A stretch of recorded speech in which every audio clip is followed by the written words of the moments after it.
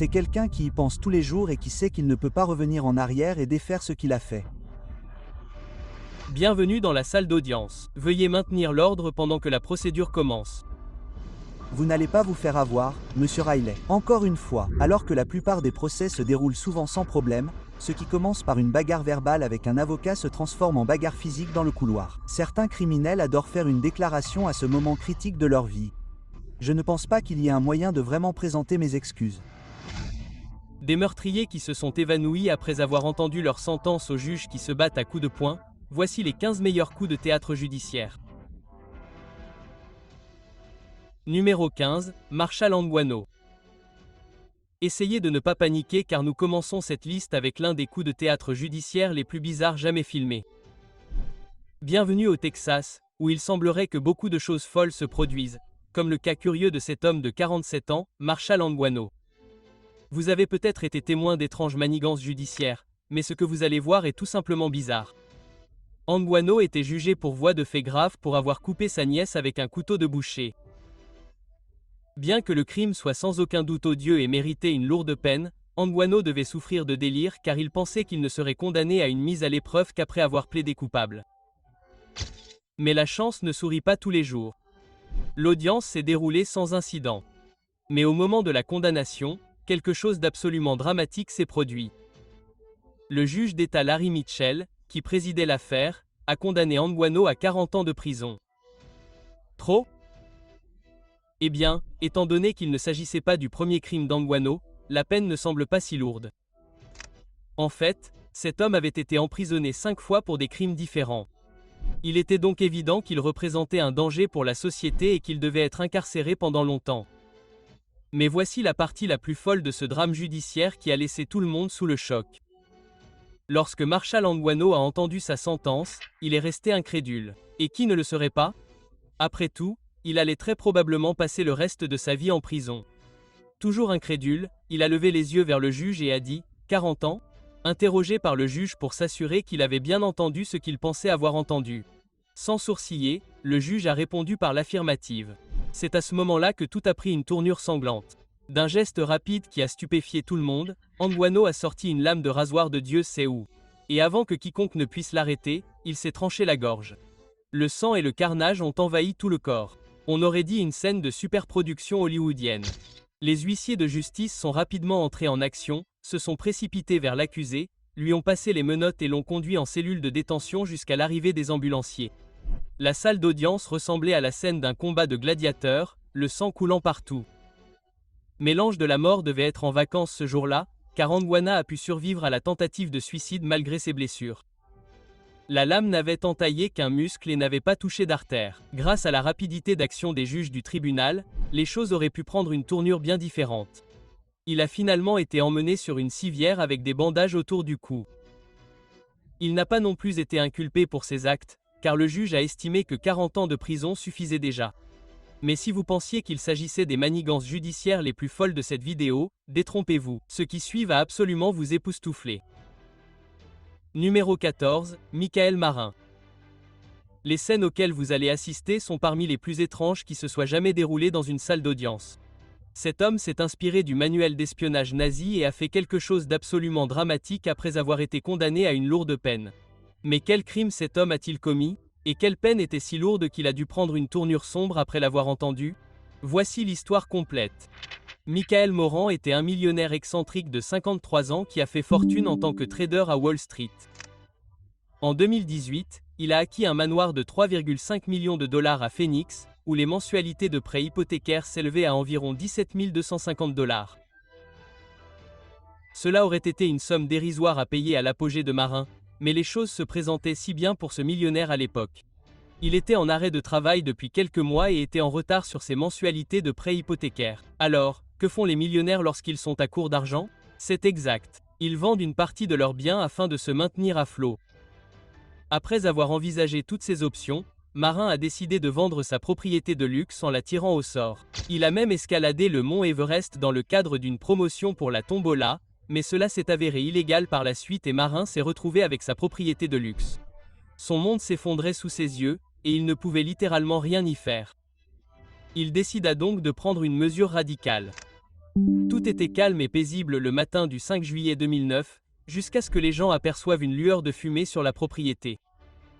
Le bâtiment de 2,5 millions de dollars était en flammes, et l'acte avait été commis par nul autre que Marin lui-même. Était-ce la folie qui avait poussé cet homme à prendre une mesure aussi radicale, ou était-ce simplement la frustration? Le tribunal ne semblait pas vraiment s'en soucier. En juin 2012, un tribunal de Phoenix, en Arizona, déclara Michael Marin coupable d'incendie criminel. Et c'est là que les choses prirent une tournure sombre. En entendant sa sentence, Marin était clairement bouleversé, et il mit sa main sur sa bouche, puis but une gorgée d'eau. Vous n'imaginez pas ce qui s'est passé ensuite. Quelques minutes après le prononcé de la sentence, Marin tomba au sol, mort. Les enquêtes révélèrent plus tard que l'homme avait avalé du cyanure lorsqu'il avait mis sa main sur sa bouche et l'avait avalé avec de l'eau. Bien qu'il ait été condamné à 16 ans de prison pour ses crimes, le poids de la peine était trop lourd pour ses épaules et il a décidé de mettre fin à ses jours. Mais ce n'est pas tout. Le suicide au tribunal a été méticuleusement planifié, car la police a trouvé plus tard une cartouche étiquetée cyanure dans la voiture de l'homme, ainsi qu'une lettre de suicide et un testament pour sa famille. Cette histoire vous fait-elle froid dans le dos? Jusqu'au haut. Nous n'avons pas encore terminé. Préparez-vous à quelque chose d'encore plus bizarre. Numéro 13, Erica May Butt et Shenita Latrice Cunningham. Les scènes qui se sont déroulées dans cette salle d'audience restent l'une des scènes les plus troublantes jamais enregistrées dans une salle d'audience. Ces deux femmes, qui étaient jugées pour avoir battu à mort un enfant en bas âge, étaient tellement bouleversées lorsque le juge leur a infligé la lourde peine pour leur crime. Mais comment tout cela a-t-il pu arriver? Comment ces femmes se sont-elles retrouvées dans cette situation troublante? Revenons au début. Les deux femmes insensibles ont été chargées de s'occuper d'une fillette de 3 ans, Serenity Richardson. La petite fille rendait visite à Butt, qui était sa marraine et la meilleure amie de sa mère. Qui aurait pu imaginer que la meilleure amie d'une personne serait responsable du meurtre insensé de sa fille? Butt, accompagné de son amant, Cunningham, a frappé l'enfant à plusieurs reprises avec une ceinture et des cintres en plastique. Lorsque les policiers ont retrouvé son corps sans vie, il était couvert de traces des coups portés par ces femmes méchantes. La salle d'audience était sobre le jour où le jugement a été rendu. L'histoire était trop sanglante. Selon les rapports d'autopsie, il n'y avait aucune partie du corps de la fillette qui n'ait été blessée, à l'exception de la plante de ses pieds.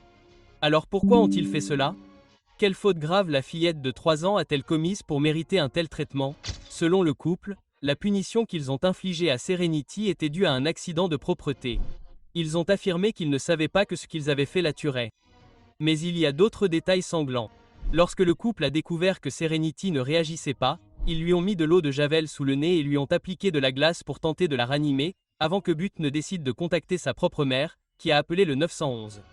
Lorsque les secours sont arrivés, l'enfant était morte depuis un moment. La salle d'audience était silencieuse comme un cimetière. On pouvait sentir la tension dans l'air lorsque le juge a rendu son verdict.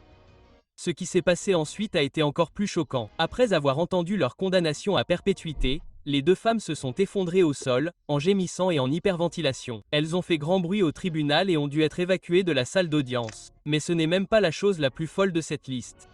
Regardez ce qui va suivre. Numéro 12, Jal Smith Riley.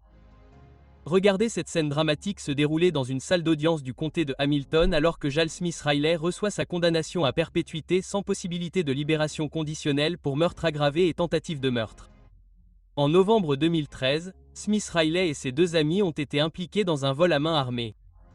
Lors de cette nuit fatidique à Norwood, Portia Brooks et Aaron Martin étaient à l'intérieur d'une voiture garée et ils ont frappé à une vitre avec une arme de poing. Les documents judiciaires montrent que Smith Riley a forcé Martin à sortir de la voiture, a fouillé ses poches, puis lui a tiré une balle dans la tête. Heureusement, Martin a pu survivre à l'incident avec de graves blessures. Brooks, cependant, n'a pas eu cette chance. Après avoir tiré sur Martin, Smith Riley a ensuite porté son entreprise criminelle à un niveau supérieur. Il s'est penché dans la voiture et a tiré 2 coups de feu sur Brooks, qui était assise. 3 jours plus tard, Brooks était mort. Un air de chagrin et d'appréhension emplissait la salle d'audience le jour de la condamnation. Mais avant que le juge Charles Kubuki ne prononce sa sentence, il a demandé aux familles des victimes de dire quelques mots. Les larmes aux yeux, la mère de Portia, Sharon Brooks, a déclaré « Il a ruiné ma vie. Il ne l'a pas seulement tué, mais il l'a tué mentalement et émotionnellement. Il a tué mon identité de mère de 3 enfants. » Il ne nous reste plus rien, et c'est à cause de lui. Sharon a apporté les cendres de Porsche pour assister au moment où justice a finalement été rendue. Tiamari Brooks, la sœur de Porsche, a également déclaré « Juge Kukabe, veuillez lui infliger la peine maximale. Je dois faire face à la vie sans Porsche, il devrait donc devoir faire face à la vie sans libération conditionnelle. » Smith Riley avait initialement demandé à retirer son plaidoyer de culpabilité, mais le juge a rejeté sa demande et l'a condamné à la prison à vie. C'est à ce moment-là que les choses ont pris une tournure dramatique. En entendant sa sentence, l'homme s'est effondré sur le sol de la salle d'audience en sanglotant. En plus de la peine de prison à vie, il a également été condamné à une peine de prison consécutive de 11 ans supplémentaires pour une accusation de tentative de meurtre connexe. L'histoire de Smith Riley est intéressante, mais ce qui va suivre va absolument vous choquer. Numéro 11, T.J. Lane. Le matin du 27 février 2012 a commencé comme un lundi matin typique pour les élèves du lycée de Chardon, dans l'Ohio. Tout le monde était d'humeur joyeuse et excité alors qu'ils se rendaient en classe. Mais ce monde parfait a vite volé en éclats lorsqu'un ancien élève de l'école, âgé de 17 ans, est entré dans le bâtiment, arme à feu en main. Tout le monde était plongé dans le désarroi alors qu'il se précipitait pour s'écarter du tireur. Selon des témoins, le tireur avait un différend personnel avec l'un des tireurs, ce qui aurait pu être la raison de ses actes ignobles. Cependant, le petit maniaque reste muet sur ses véritables motivations. Lorsque la tempête s'est calmée, 6 élèves avaient été touchés par balle, 3 étaient morts, 2 autres élèves blessés souffraient de paralysie permanente. Le 5e élève a eu beaucoup de chance et a été légèrement blessé, et le 6e d'une blessure superficielle. Les policiers se sont précipités sur les lieux tandis que les élèves et les enseignants composaient le 911. Lane a rapidement été retrouvé juste devant l'école avec l'arme du crime, une arme de poing de calibre 22. Finalement, T.J. Lane a été inculpé de 3 chefs d'accusation de meurtre aggravé, de 2 chefs d'accusation de tentative de meurtre aggravé et d'un chef d'accusation de voies de fait grave. Lane a été inculpé en tant qu'adulte et, à ce titre, a été soumis à toute la rigueur de la loi. Le 19 mars 2013, la justice a finalement prévalu et Lane a été condamné à 3 peines consécutives de prison à vie sans possibilité de libération conditionnelle. C'est là que les choses se sont un peu compliquées. Insensible au fait qu'il allait passer le reste de sa vie en prison, Lane a fait un doigt d'honneur à la famille de la victime tout en leur lançant plusieurs grossièretés. Sa déclaration la plus scandaleuse a été que les mains qui ont appuyé sur la gâchette pour tuer leurs enfants se masturbent désormais en leur mémoire. N'est-ce pas effrayant ? Ce gamin doit vraiment être un tueur de sang-froid. Heureusement, la société s'est débarrassée de sa menace et il ne fera plus de mal à personne. Mais ce n'est pas tout. Ce qui va suivre va vous laisser bouche bée. Numéro 10, Kayla Mendoza, trop ivre pour s'en soucier. Ce sont les derniers mots que Kayla Mendoza a tweetés avant de tuer 2 personnes dans la nuit du 17 novembre 2013. À l'époque, Kayla avait 20 ans et n'avait pas le permis de conduire, mais elle a quand même pris la voiture. Ivre comme une folle avec un taux d'alcoolémie 2 fois supérieur à la limite légale, elle a foncé sur l'autoroute en roulant sur la voie opposée. Ce qui s'est passé ensuite a fait grand bruit dans tout le pays. Alors qu'elle roulait imprudemment vers la circulation venant en sens inverse, elle a percuté la Toyota Camry qui transportait les victimes. Caitlin Ferrand et Marissa Catron ont été les malheureuses victimes de cet accident bizarre. Katrina a été tuée sur le coup dans l'accident et Ferrand est décédée à l'hôpital quelques jours plus tard. Mendoza s'est également cassé les 2 jambes dans l'accident et a dû être confinée à un fauteuil roulant pendant 1 an. Sa page Twitter montrait des signes d'addiction à l'alcool et à la marijuana, car elle s'était autrefois proclamée reine du cannabis. Le 4 mai 2015, 2 mois seulement après que Mendoza eut plaidé coupable de 2 chefs d'accusation d'homicide involontaire pour conduite en état d'ivresse, elle fut condamnée à 24 ans de prison. Mais ce n'est pas tout. Elle fut également condamnée à 6 ans de probation après avoir purgé sa peine et fut définitivement interdite de conduire. Lorsque le juge lui prononça la sentence, Mendoza, qui avait manifesté des remords tout au long du procès, fondit en larmes et implora les familles des victimes de lui pardonner. Certains criminels craquent lorsqu'ils sont confrontés aux conséquences de leurs actes, mais certains tueurs impitoyables réagissent tout à fait différemment. Numéro 9, Lasherly Morris. Les êtres humains ont constamment prouvé qu'ils étaient capables d'actes ignobles qui vous feront douter de leur santé mentale, ou qu'est-ce qui pourrait motiver une femme adulte à battre à mort un enfant de 3 ans avec une batte de baseball ? À quel point faut-il être insensible pour perpétrer un comportement aussi violent envers un enfant innocent ? Lasherly Morris, la femme malfaisante à l'origine du meurtre, a impitoyablement tabassé une fillette de 3 ans du nom de Kaiwan Mason. Mais quelle infraction l'enfant a-t-elle commise pour mériter une telle punition de la part de son tuteur supposé? Croiriez-vous que l'enfant a été assassiné pour avoir pris un cupcake? Le cœur de l'homme est en effet désespérément mauvais. La sœur de l'accusé était également impliquée dans cette affaire, et elle a été inculpée parce qu'elle n'était pas intervenue dans le passage à tabac mortel de l'enfant. Elle avait tout simplement été témoin de tout sans sourciller, alors qu'elle était la tutrice légale du bébé. Lorsque le juge l'a condamnée à la prison à vie, elle a fondu en larmes et s'est excusée pour ses actes, mais il était trop tard. Heureusement, elle passera le reste de sa vie en prison et ne pourra plus faire de mal à personne. Numéro 8, Latasha Williams.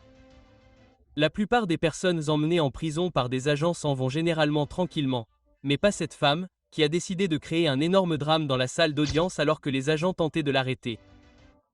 Elle était en procès après avoir été accusée de mise en danger d'enfants et d'enlèvement suite à des allégations selon lesquelles elle aurait menacé 2 enfants dans un complexe d'appartements de Las Vegas. La trentenaire s'exprimait calmement et coopérait avec son avocat pendant son procès pour troubles mentaux. Mais les choses ont pris une tournure dramatique lorsqu'un policier a tenté d'arrêter Williams et qu'elle l'a repoussé. C'est ainsi que la bagarre a commencé. Voyant l'escalade, 2 policiers sont rapidement intervenus sur les lieux et ont tenté d'arrêter Williams, mais elle était trop forte. Comme possédée par un démon, elle a donné des coups de pied dans les 2 jambes, a perdu ses chaussures, s'est débattue et s'est retrouvée sur les policiers qui tentaient de l'arrêter.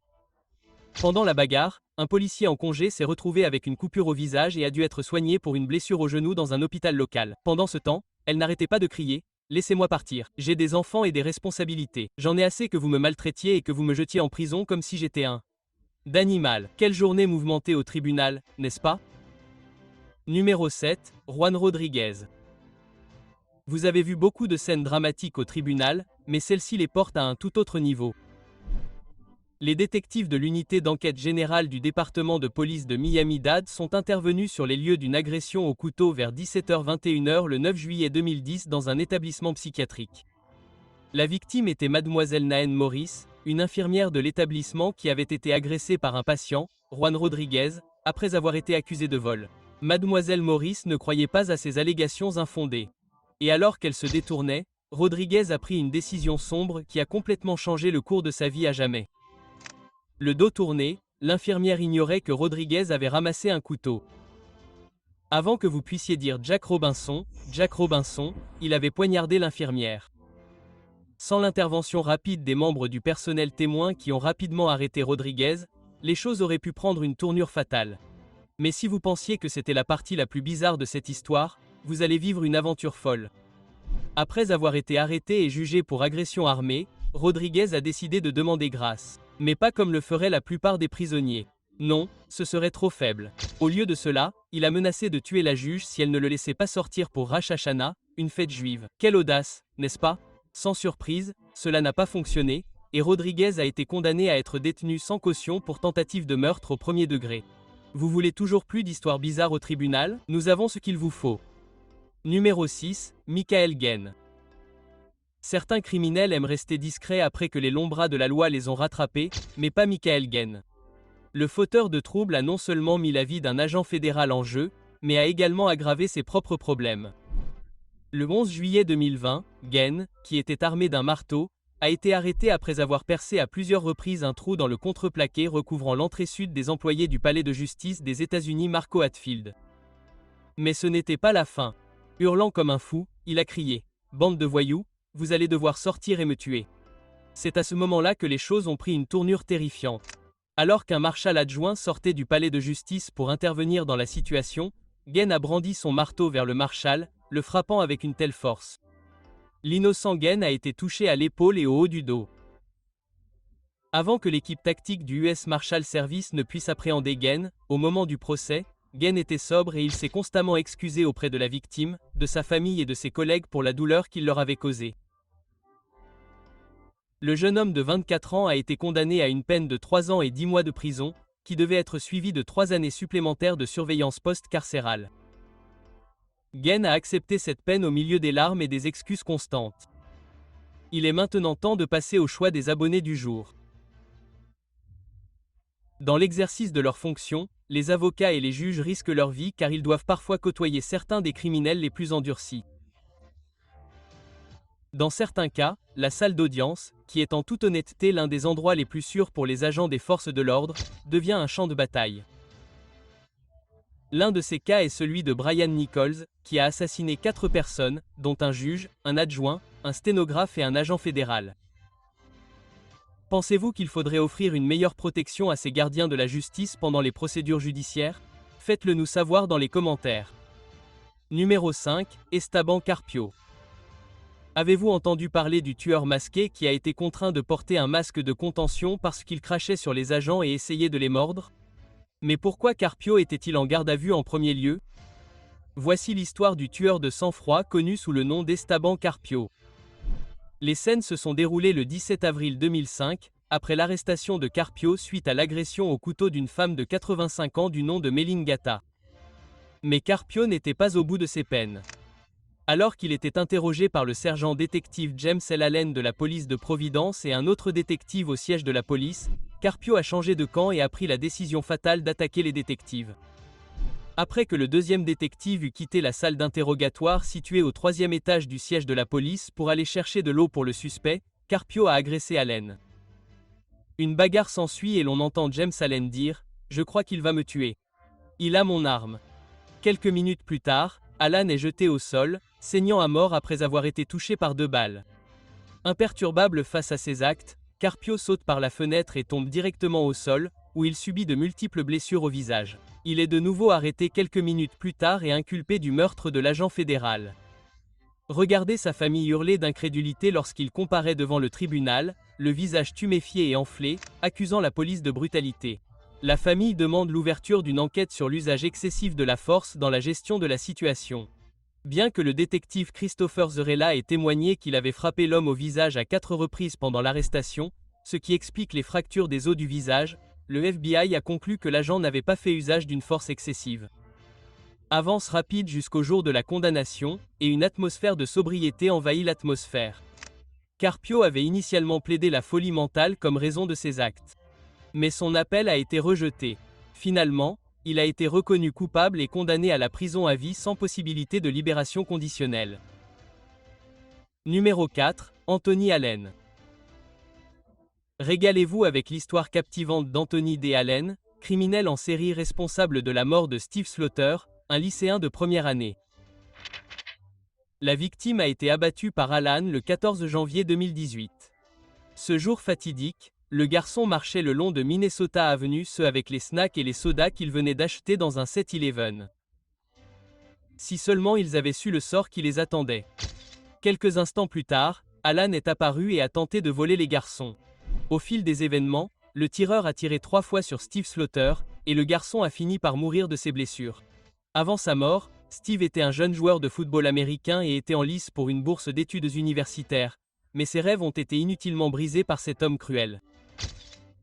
Après un procès émouvant, Allen a plaidé coupable pour son rôle dans le vol raté et a été condamné à 20 ans de prison.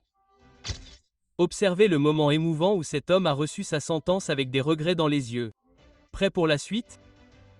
Explorons une autre histoire effrayante. Numéro 3, Penelope Sottouh. Que se passe-t-il lorsque vous essayez de faire un doigt d'honneur au juge alors qu'il a le pouvoir de changer le cours de votre vie? Vous vous retrouvez dans le genre de situation précaire dans laquelle s'est retrouvée cette adolescente. Penelope Sottouh avait été jugée après son arrestation pour possession de drogue.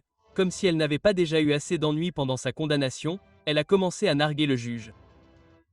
Jorge Rodriguez Chomax, qui présidait l'affaire, avait initialement fixé sa caution à $10 000 lorsqu'elle a commencé à faire des gestes offensants envers le juge.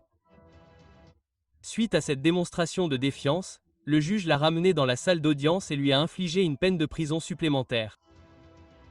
C'est là que le drame a commencé. Tout a commencé lorsque le juge lui a posé des questions sur ses biens. Alors que le juge lui demandait combien valaient ses bijoux, elle a répondu d'un ton moqueur, « Beaucoup », suivi d'un rire menaçant. Mais personne d'autre n'a été amusé par ce comportement stupide. Le juge a répondu, « Nous ne sommes pas dans un club, soyez sérieux ». Mais la jeune fille de 18 ans n'en avait pas fini avec ses manigances. Pas le moins du monde. Elle ne faisait que commencer. Se caressant les cheveux avec désinvolture et malice, elle a continué à narguer le juge. L'échange s'est terminé par l'emblématique au revoir du juge, auquel Sotto a répondu « Adios » et s'en est allé en faisant un doigt d'honneur au juge. À la fin du procès, Sotto avait déjà écopé d'une peine de 30 jours de prison en plus du reste de sa peine. Mais l'histoire ne s'arrête pas là. Après avoir dessoulé et réalisé les conséquences de ses actes, elle a rapidement présenté des excuses en larmes au juge et à sa famille. Selon elle, elle était sous l'influence du Xanax, un anxiolytique souvent utilisé pour se défoncer rapidement, et elle était également très ivre. Elle a dû faire appel au bon sens du juge lorsqu'il a annulé la peine de prison et lui a laissé sa peine initiale. Nous approchons de la fin de la vidéo, mais ça ne fait que devenir plus fou à partir de là. Numéro 2, le juge John C. Murphy contre l'avocat commis d'office Andrew Weinstock. Quoi de plus intense qu'un juge et un avocat commis d'office qui se donnent la main dans la salle d'audience?